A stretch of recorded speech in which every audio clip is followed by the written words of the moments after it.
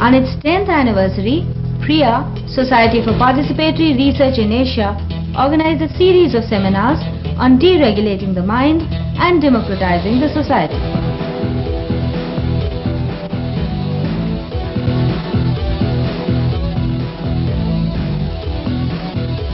One of the 5 important sessions was on the role of education. Speakers Hemlata Swaroop, Anil Sadgopal and Lalita Ramdas held forth on the discussions, while the session was chaired by Kumaresh Chakravarti. I'd invite Mrs. Hemlata Swaroop to begin with. Mr. Chairman, members of the panel and friends.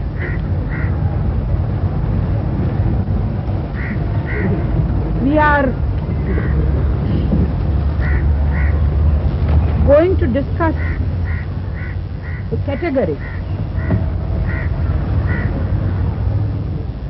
which has throughout human history been the most potent means of regulating people. That is education. Throughout the history of civilization, education has performed 2 major tasks. Am I audible at the back? Good. The first task is that the coming generations have been educated in the means by which they can procure from nature what they require for their own needs. Talking in the language of economists, this refers to the processes of production. If in the primitive days it meant the hunting dance or the dance for agricultural crops, today it means institutes of technology and polytechnics.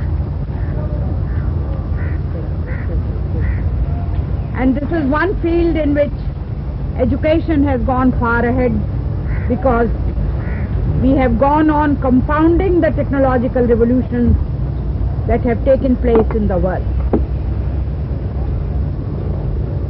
The second task that education has always performed is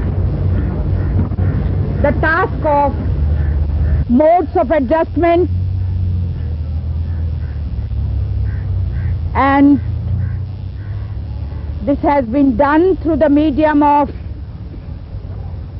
what we call religion, of culture, of the different methods of communicating these ideas, whether it is through the written word, through the Puranas, through Panditji's Kathas, through Kalavati's Kathas, through philosophy, and all these modes of controlling the mind. And if I am permitted to use a phraseology which is getting debunked today,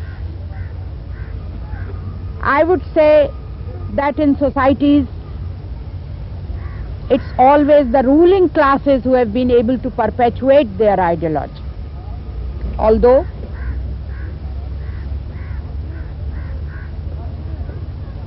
very many thinking and understanding people have recognized that in every society 2 different kinds of ideologies prevail.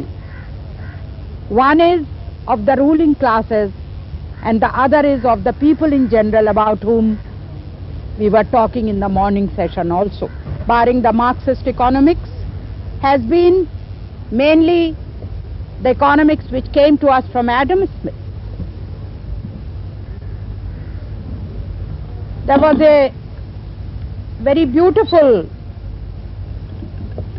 picture about 2 decades ago, Sadhana, and it had a beautiful song written by Sahir and which said, औरत ने जन्म दिया मर्दों को, मर्दों ने उसे बाजार दिया. आपने शायद सुना होगा, बड़ा प्रसिद्ध गीत था एक जमाने का. Today so much is being talked about the market processes, as if the market will solve everything for us. But we as women know, for centuries the protected lives of middle class women, they have hardly been permitted to go to the market. I know my mother and my auntie never went to the market. Everything came to the home for them, because the market was not supposed to be a congenial place for women to go. But today, and whatever women were in the market were considered to be the patitas, the fallen women only, they went to the market. And therefore today, when the whole world today is in the grip of these market forces, those who are concerned with education, whether formal education or informal education, have to think of these alternatives. Is a profit-making market the only alternative for the world?